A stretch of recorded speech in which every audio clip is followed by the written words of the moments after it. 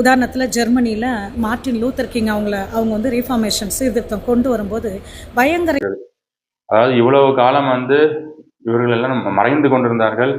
ஆனால் இப்போ போய் குப்பையை கிளறும் போது இப்போ நிறைய பேய்கள் எலும்ப ஆரம்பித்து விட்டன.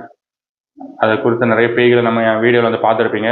இப்போ அடுத்த ஒரு அம்மாவும் இப்போ பேசி கொண்டிருக்கிறார்கள். இப்போ அந்த அம்மாவை நம்ம பார்த்துட்டு இருக்கோம்.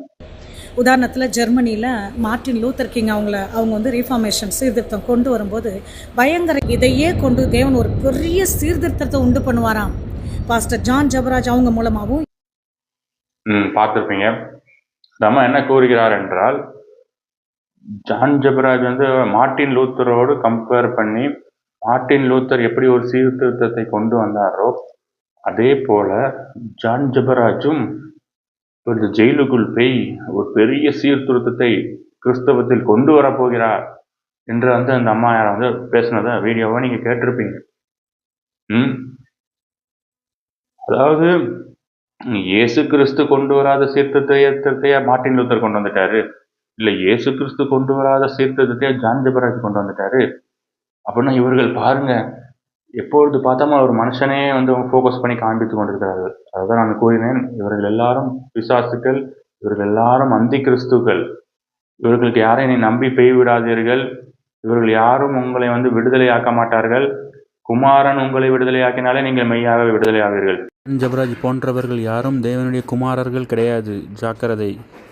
நீங்கள் ஒவ்வொருவரும் இயேசு கிறிஸ்துக்கு நேராக திரும்பி விடுங்கள். இவர்கள் எதற்காக இப்படி எழும்புகிறார்கள் என்றால், மேஜரான காரணம் என்னவென்றால் காணிக்கை தான், பணம்.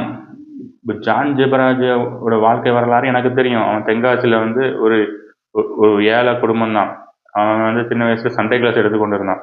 இங்கே திருநெல்வேலியில் ஒவ்வொரு காலேஜில் அவன் சண்டே கிளாஸ் எடுப்பார். ஃபோன் பண்ணிட்டு பஸ்ஸில் தான் அங்கே வருவார். எனக்கு அவர் அப்பவுமே தெரியும்.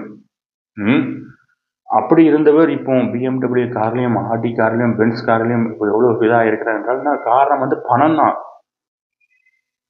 பணத்தை வேட்டையாடுறதற்காக தான் இதெல்லாம் நடந்து கொண்டிருக்கிறது. அதில் மிகவும் நீங்கள் ஜாக்கிரதையாக இருக்க வேண்டும். ஆனால் ஜான் ஜெபராஜிடம் கொடுக்கிறவர்கள் வறுமைக்கு நேராக சென்று விடுவார்கள். ஜான் ஜெபராஜ் போன்றவர்களோ கோடீஸ்வரர்களாக ஆகிவிடுவார்கள். அதைத்தான் நம்ம பார்த்து கொண்டிருக்கிறோம்.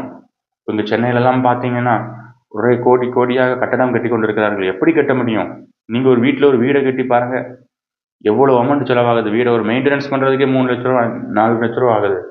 அப்படின்னா இவ்வளோ பிரம்மாண்டமான கட்டடத்தை கட்டுறதுன்னா எத்தனை கோடி வரணும்னா, எல்லாம் எவ்வளவு பணத்தை கொண்டு விசுவாசிகளே உங்களுக்கான பதிவு தான் இது. நீங்கள் எவ்வளவு தூரத்துக்கு